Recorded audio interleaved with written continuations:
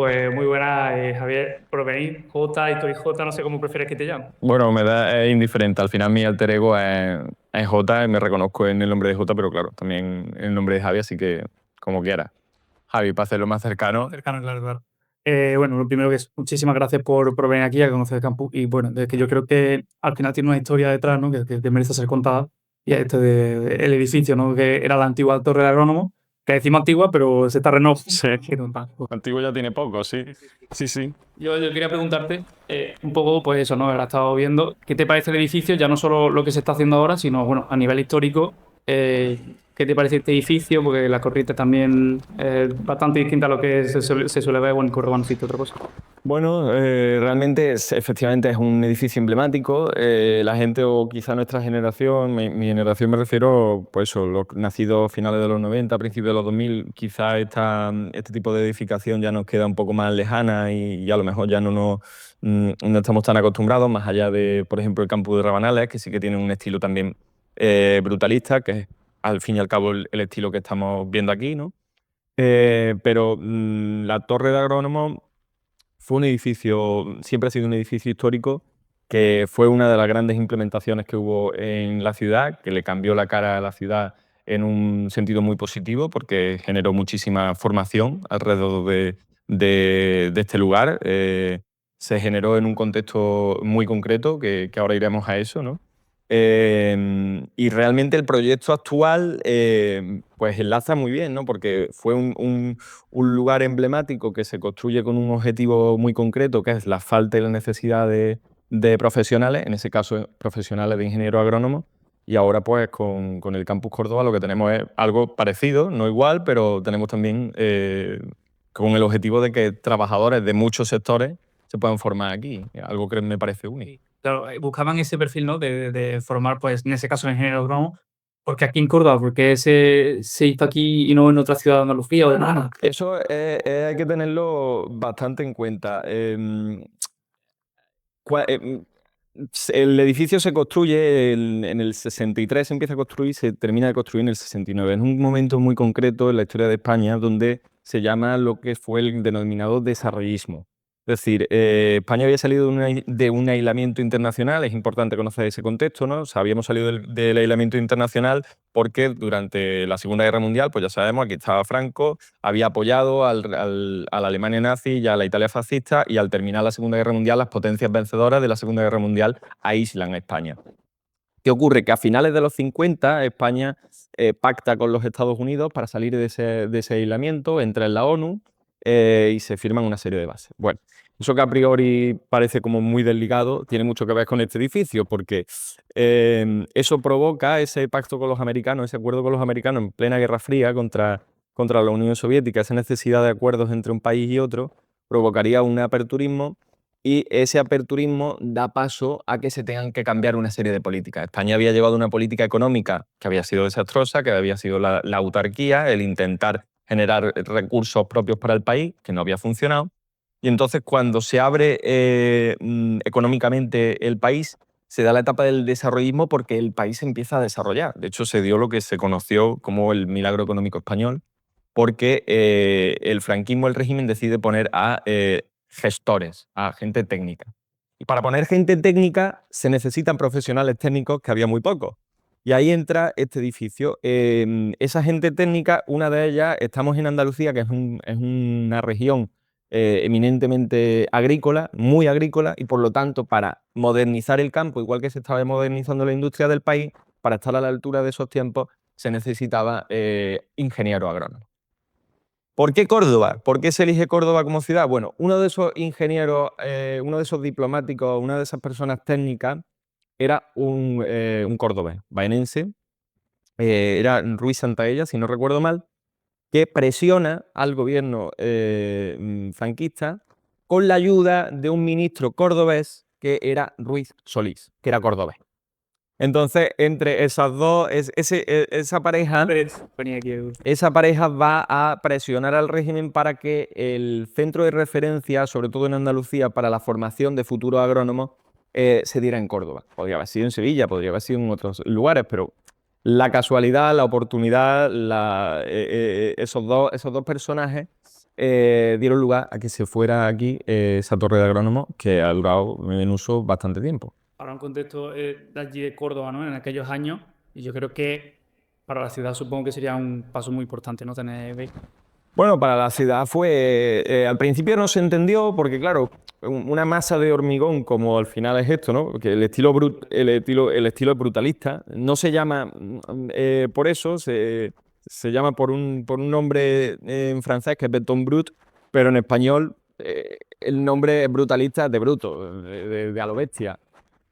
Mucho hormigón, mucha materia prima puesta a lo bestia. De hecho, lo que caracteriza también a todo esto es pues, las vigas vistas, las indicaciones muchas veces de los obreros, haciendo la visita, lo puedes ver. Entonces, en un principio, la torre a nivel visual pasó un poco como lo que ocurre con el Hotel Oxidado, que es criticado, pero luego se ha convertido en un emblema. Porque dice, el Hotel Oxidado es un referente urbanístico en la ciudad y en su momento todo el mundo lo criticó. Pues ocurrió un poco igual, ¿no? Una masa de hormigón en mitad de un descampado, una zona prácticamente desértica, pues hubo quien no lo entendió. Con el tiempo se convirtió en un emblema. Y sigue siendo así. Al final, ese tipo de edificios, ¿no? Que son un poco disruptivos porque estamos muy acostumbrados a que sea barroco, ¿no? Pero, claro, luego hay estilos como este brutalista que al final no sé cuánto... O sea, ¿en qué periodo se tuvo Mira, edificio este estilo? el estilo brutalista se da por una cuestión muy básica. Volvemos, Segunda Guerra Mundial, Europa ha quedado devastada, hay una necesidad de reconstrucción y reconstruir barato y rápido. Conclusión, hormigón. Entonces, ese estilo lo implantará Le Corbusier, que es un arquitecto francés, se popularizará, perdón, en Gran Bretaña y se extenderá a toda Europa. De hecho, bueno, será el modelo a seguir por prácticamente toda Europa, sobre todo también en Europa del Este, por los regímenes también comunistas. Y las características van a ser esas, es decir, no me importa tanto lo visual, que luego también con el tiempo sí que se ha sabido valorar visualmente ese tipo de edificaciones, pero lo que realmente me interesa es reconstruir rápido, tener espacios donde formar a las futuras generaciones, donde alojar a las futuras generaciones. Se construyeron viviendas, centrales térmicas, centrales nucleares, fábricas, centros de formación. Y ese estilo que dura de los 40 hasta los 70, en España entra precisamente un poquito más tarde, no en la década de los 40, sino en los 50, porque es ahí cuando se empieza a dar el aperturismo, y entonces es cuando también para asimilarnos un poco con Europa y para que, digamos, nos dejen entrar en ese mismo igualdad de condiciones en todos los aspectos, pues a nivel arquitectónico igual, y copiamos ese estilo, y bueno, ejemplos de brutalismo en España tenemos muchísimos, ¿no? Moreno Barberá, que fue el que hizo esta torre, también hizo una central térmica muy famosa, también hizo un campus universitario, es decir, los campus universitarios de ese momento van a ser típicamente brutalistas, ya hemos dicho, aquí en Córdoba tenemos el de Rabanales, que es también típicamente brutalista, es decir, es un estilo que se va a considerar mucho por la facilidad a la hora de construir. También la necesidad. Claro, se adapta a las necesidades del momento, de la época, porque no olvidemos que si bien en Europa se había dado una Segunda Guerra Mundial, en España habíamos estado en una guerra civil. Entonces, ya habían sido prácticamente, efectivamente. Hay algo que es edificio, ¿no? La torre, porque está Rabanales, pero al final a lo mejor no es tan visual como la torre. ¿Qué hace diferente a este edificio? ¿Qué tiene de especial? Bueno, a ver, lo que hace de especial es, ya digo, que es dentro de su estilo, es un estilo muy concreto. Está considerado en el catálogo, creo que es el catálogo Docomomo, si no me falla, que es bueno, un catálogo de edificios modernos, de estilo modernista. Y ya digo que el arquitecto Moreno Barberá hizo aquí una gran obra, una de sus grandes obras. Lo que le caracteriza realmente es eso, es el seguir muy al pie de la letra lo que es en sí el modelo brutalista y dar esa necesidad que había a un nivel técnico, no me complico y te meto un nivel arquitectónico pleno. Podemos ver las vidrieras, son grandes ventanales, grandes vigas, techos altos, también pensado, adaptado al clima de Córdoba, porque sabemos que en Córdoba el calor es asfixiante y prácticamente tiene, quitando unos pocos meses de invierno, el resto del tiempo hace mucha calor. Y este edificio sabe aislarse muy bien. La luz no te da de forma directa, cosas fundamentales en Córdoba, repito. Es muy interesante el tema de luz porque hay mucha luz natural, ¿no? En este tipo. Muchísima luz natural, porque hay mucho ventanal, los techos son altos, es decir, se miraba también desde un punto de vista casi diríamos espiritual, porque al final la arquitectura no deja de ser un estilo artístico. Desde un punto de vista espiritual casi se piensa a perpetuidad. Es decir, se piensa a... Será feo por fuera, pero por dentro tiene esa dimensión. De hecho, este edificio estuvo abandonado durante un tiempo cuando cayó en desuso, por la década de los 2000, cuando cae en desuso.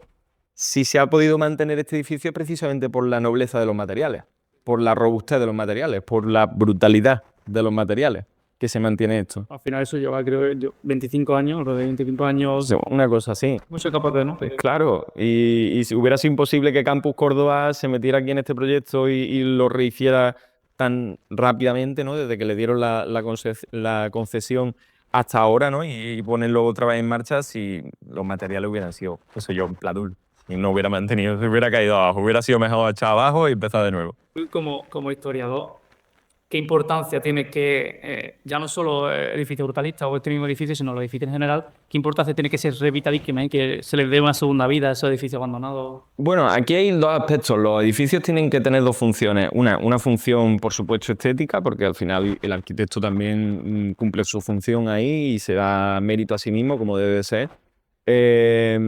Y por lo tanto también adquiere con el tiempo una dimensión histórica, como es el caso de este mismo edificio. Pero también tienen que cumplir una función práctica, es decir, un edificio no se puede construir, siempre se construye por un porqué, ya sea una vivienda, ya sea una fábrica, ya sea pues, un centro formativo, ¿no? A mí me parece muy interesante sobre todo esa puesta en valor, esa nueva puesta en valor que tiene este proyecto, que tiene Campus Córdoba, ¿no? En su momento existían durante el régimen franquista, existían las llamadas universidades laborales, que básicamente la función era pues, formar a los trabajadores de forma cualificada.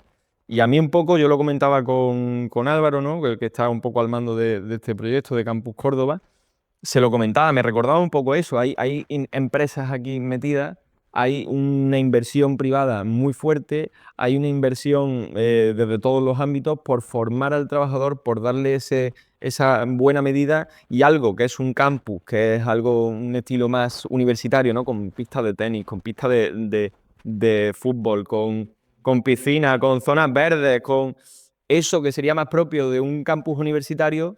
Es la primera vez que se da en España para la formación profesional, es poner en valor la formación profesional, que aquí aprovecho y digo también que yo soy historiador, pero también me estoy formando en un ciclo formativo haciendo marketing digital y publicidad. Quiero decir que hay más vida allá de la universidad y yo me parece que la función principal a la que más valor le daría a este edificio es esa función práctica.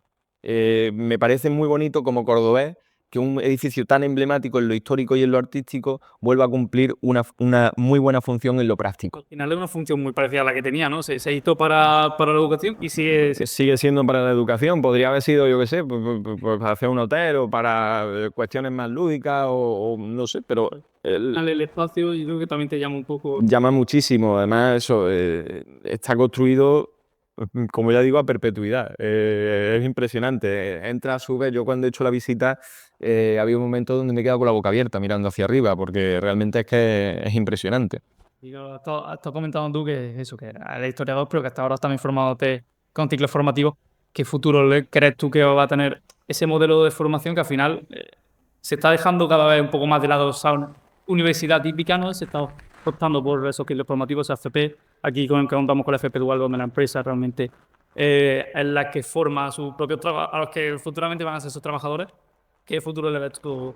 Bueno, yo creo que el futuro pasa por la FP, lo digo de verdad, por eso yo he vivido los dos mundos, he vivido el mundo universitario, vengo de ahí, me he formado ahí y ahora me estoy formando en el mundo de la formación profesional también a través de este ciclo, como digo, de marketing, porque creo que es necesario, nos llevan a eso, ¿no? Al final, afortunadamente, porque eso fue un logro, como sociedad creo que es un logro que cada vez más gente, más universitarios hayan podido acceder precisamente por eso al sistema universitario, pero hay sectores ya que lo que requieren es a un trabajador cualificado. Y hay muchos trabajadores cualificados que vienen del mundo de la formación profesional que ganarían mucho más que un universitario, ¿no? Entonces, yo creo que el futuro pasa por ahí, porque hace falta, porque es necesario.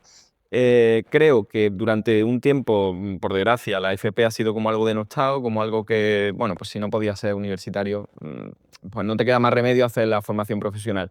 Realmente no es así. Yo, si volviera para atrás, volvería a hacer el mismo camino, porque yo estoy enamorado de la historia. Y para mí, ¿Qué nota sí, por lo que sea, por lo que sea, tengo un canal de historia pero volvería a hacer el mismo camino. Pero creo que a mí me hubiera gustado también que aunque hubiera hecho el mismo camino y aunque no me hubiera salido de los pasos que he dado y de atravesar el mundo universitario como lo he atravesado, me hubieran dado más valor a la formación profesional porque eso me hubiera dado más libertad de elección. Y no hay más que ver los titulares. De aquí a muy poco España va a estar muy necesitada de trabajador cualificado. Sí. Te quería preguntar también por eso, ¿no? Por el futuro laboral al final, ¿no? Que esta generación de esto, entre los 90 y los 2000, pues al final cada vez las empresas van a buscar. Bueno, aquí podemos hacer una reflexión como sociedad. Al final nuestra generación, pues eso, la generación, parte de la generación Z, también parte de la generación millennial, por desgracia, por suerte o por desgracia, se nos ha dicho que estudiáramos, que trabajáramos, que hiciéramos lo que se esperaba de nosotros, los hemos hecho y lo que nos hemos encontrado ha sido un panorama bastante desolador. A mí me da bastante rabia cuando yo escucho la palabra de generación de cristal, porque creo que, hombre, generación de cristal, nosotros no somos los culpables de la... O sea, no hemos generado la situación de precariedad con la que nos la hemos encontrado. Nos la hemos encontrado, esta situación. Por lo tanto, y eso ha pasado un poco precisamente por ese encabezamiento de querer que todo pasara por el mundo universitario. El mundo universitario ha perdido quizá un poco su esencia y va a haber que reconfigurar la forma en la que estudiamos y en la que nos formamos. Y eso pasa por la formación profesional. Entonces ahí Campus Córdoba cumple una función muy meritoria y muy necesaria. Porque al final tú, primero que es necesario y meritorio para las propias empresas que reciben trabajadores ya formados. Porque aquí se da en un 80% el trabajo es práctico desde que entra. Y eso es fundamental. Y las empresas lo que reciben es un trabajador formado.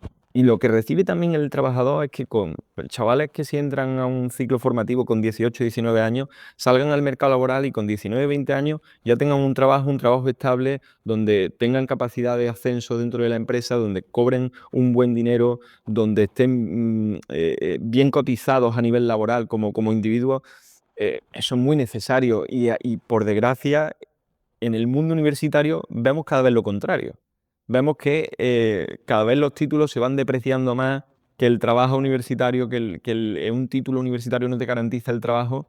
Entonces son dos mundos que se tienen que equilibrar de alguna forma y para mí personalmente a día de hoy, si yo tuviera hijos, que no lo tengo y soy muy joven, pero todavía me falta, pero si a mí me viniera un hijo y me dijera, papá, quiero estudiar la FP, yo le diría encantado. Si me dice que quiero estudiar historia, también le diría que encantado. Pero es que está habiendo como una especie de revolución, ¿no? De la formación. ¿Qué ha pasado nada en España? Yo creo, esto evidentemente no es meternos en cuestiones ideológicas, ni muchísimo menos, pero creo que lo más parecido que podríamos encontrar es lo que he comentado, el tema de las universidades laborales del franquismo, precisamente porque también en ese momento había una necesidad del sistema de tener trabajadores formados y cualificados. Entonces, al final, el sistema se ordena solo. Yo creo que estamos en un momento de crisis en muchos aspectos dentro de nuestro país, a muchos niveles. Uno de ellos es el tema educativo. Y creo que, vuelvo a repetir, lo digo porque lo creo de verdad, todo eso pasa por la formación profesional. Yo creo que es que algo que se va a tener muy en cuenta al futuro, pues es que al final lo del régimen franquista fue a corto plazo, entre comillas, ¿no? Sí, fue el... Pero yo creo que esta vez ha venido para ser el futuro y que quedarse con nosotros. Sí, totalmente, totalmente, porque además, bueno, hay muchas cuestiones que no sabemos hacia dónde van a ir, habrá que torearlas. en ese sentido, Campus Córdoba también se adapta a esas necesidades, como por ejemplo el tema de la inteligencia artificial. No sabemos hacia dónde nos va a llevar. Yo nunca he estado contrario a la inteligencia artificial. Tendrá sus pros, tendrá sus contras, por ejemplo. Pero bueno, yo siempre pongo el ejemplo de que cuando ocurrió la revolución industrial surgieron movimientos obreros que estaban en contra de la revolución industrial porque decían que las máquinas le iban a quitar el trabajo. Pero desde la revolución industrial hasta hoy nunca se ha generado tanto empleo en la historia como en este periodo de tiempo en el que nos encontramos, que va precisamente de la revolución industrial hasta hoy, ¿no? Entonces, yo creo que, por ejemplo, aspectos como la IA pasará algo parecido. La sociedad se tendrá que adaptar, habrá oficios, habrá trabajos que mueran, habrá otros que se complementen y habrá otros que se inventen y que surjan y que estamos tú y yo aquí hablando, pero dentro de 20 años a lo mejor conocemos amigos, familiares o lo que sea que están trabajando en puestos de trabajo que todavía no existen. Y en ese sentido, Campus Córdoba también se adapta a ello. Aquí vamos a tener un centro de IA impresionante, uno de los más grandes a nivel andaluz y probablemente a nivel español. Entonces, es cuestión de adaptarse a los tiempos. Yo creo que el edificio, ¿no? Volviendo un poco al hilo conductor, el edificio tenía un espacio muy grande, al final son más de 26.000 metros cuadrados construidos, y que las instalaciones que se pueden tener aquí es que son únicas. Sí, sí, totalmente. Volvemos a lo mismo. Esto no hubiera sido posible sin De hecho, sin el estilo brutalista, claro. Al final estamos hablando también. Aprovecho para meter un poquito de publicidad, que yo ahora he sacado un libro que es Historia de España para todo el mundo, y el subtítulo es entender quiénes fuimos para saber quiénes somos, ¿no? Y al final se ve, la historia conecta el pasado y el futuro y el presente. Es necesario mirar atrás para entender cómo somos y por qué somos así. Y, y lo vemos en cosas como en este mismo edificio. Es decir, ¿por qué este edificio se ha mantenido en pie? Bueno, pues porque tuvo una función también precisamente educativa y porque se hizo con unos materiales muy concretos y hay un porqué detrás. Y eso es lo que ha permitido que tengamos estas grandísimas instalaciones y podamos disfrutar nuevamente de ese uso por el que fue creado originalmente. bueno, también es que Córdoba al final ha sido un poco pionera siempre en la formación, ¿no? Nos vamos, si quieres, a tiempos muy antiguos, pero al final cuando Córdoba era capital bueno, de Al-Ándalus y al final fue la ciudad califal, también fue pionera en ese tema de formación, ¿no? No, totalmente. Tenemos que tener en cuenta que Córdoba la tenemos, por desgracia, como una ciudad quizá un poquito ciudad de paso o, o no sé, no, yo la sensación como cordobés, aquí también hago un poco un apelativo hacia mis propias redes, hacia la labor divulgativa que yo hago, porque yo siempre hablo del historia de España, pero también siempre dedico un vídeo a hablar de Córdoba y de su historia, porque al final uno de aquí, dicen que uno nunca es profeta en su tierra, pero bueno, yo me rebelo contra ello. Y claro, y bueno, y Córdoba, pues es que tiene mucha historia, ha sido una ciudad importantísima, lo fue en época romana, lo fue en época califal, aquí efectivamente se implanta la dinastía de los Omeyas, y Córdoba era cuna de conocimiento, es decir, aquí, bueno, aparte de que esa época de reconquista, que se le denomina de reconquista, que hay un poco de pelea con el término reconquista y tal, bueno, fue un periodo de casi 800 años, es decir, casi 8 siglos de pelea entre reinos cristianos y musulmanes, pues hubo muchas épocas de amistad o de alianza entre pueblos, o sea, entre reinos cristianos y el reino califal. Y aquí venían reyes a empaparse de la sabiduría con la que se contaba aquí en Córdoba. Aquí venían emisarios desde Bizancio a intercambiar conocimiento y Córdoba fue realmente un faro dentro de Occidente, de ese Occidente en el medievo europeo, que desde un punto de vista eh, del conocimiento fue tremendo.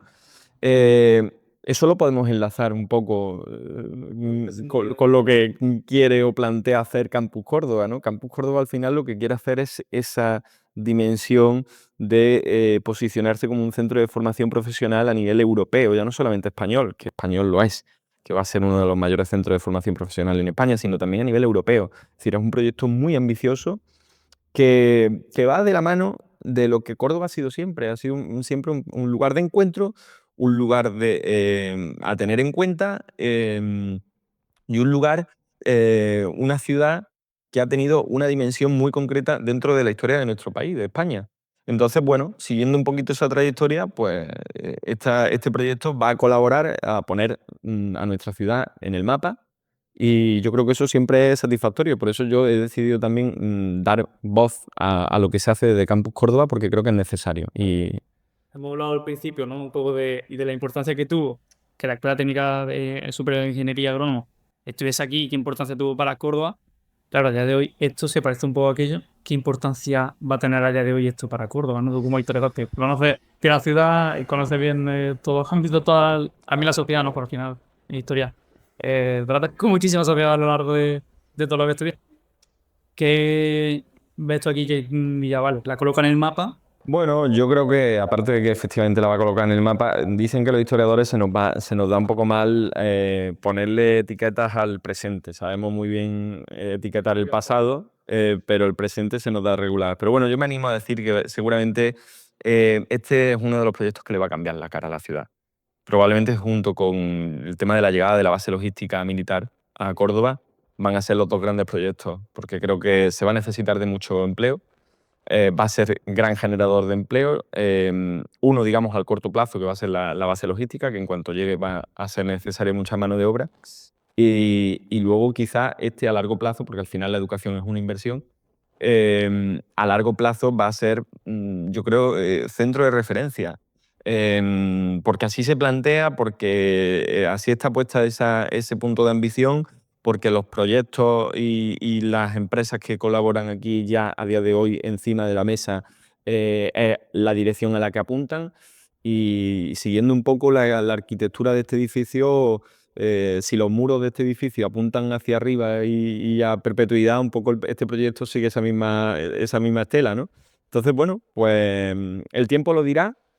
Pero yo soy bastante optimista, repito, yo por eso he decidido de alguna forma también, pues ya digo, colaborar y darle altavoz a todo esto.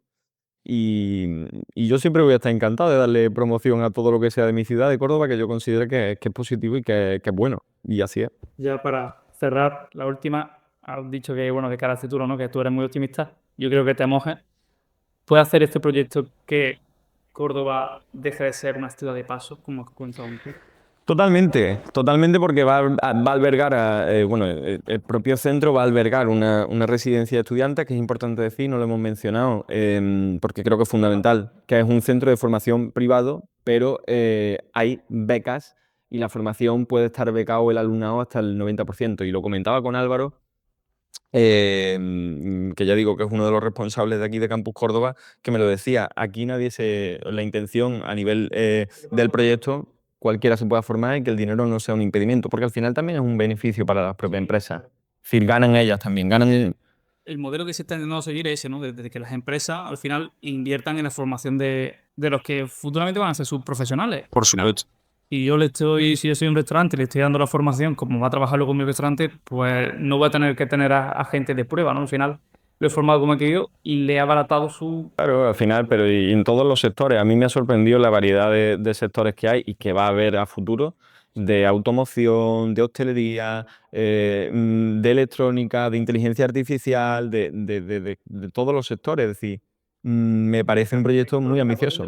Sí, sí, no, o sea, grupos como el grupo Indra están detrás de este proyecto. Es decir, grupos muy importantes, Google está detrás. Es decir, hay una inversión detrás, una ambición bueno, que el tiempo lo dirá.